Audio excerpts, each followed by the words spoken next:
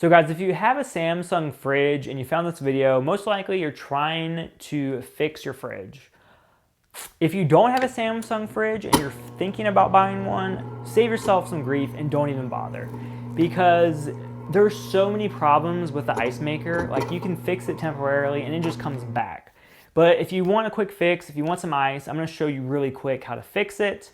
So for one, there's all types of like complicated ways to defrost it, but just do it the old-fashioned way and just put some heat in there. So what I do is just use a fabric steamer and just steam off all the ice. You can kind of see like the ice just gets stuck in there. It's the worst design ever. Eventually it gets completely frozen over where the ice maker won't even shoot out any ice at all.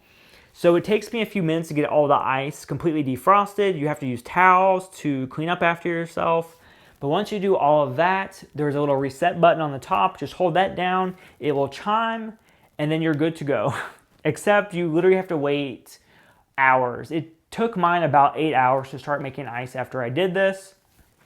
And while it does fix it, be prepared because in about 1 month's time, it's gonna freeze over again. And doing some research online, people have called Samsung. They've gotten people to come out and replace stuff and fix stuff, but then it just ends up happening again.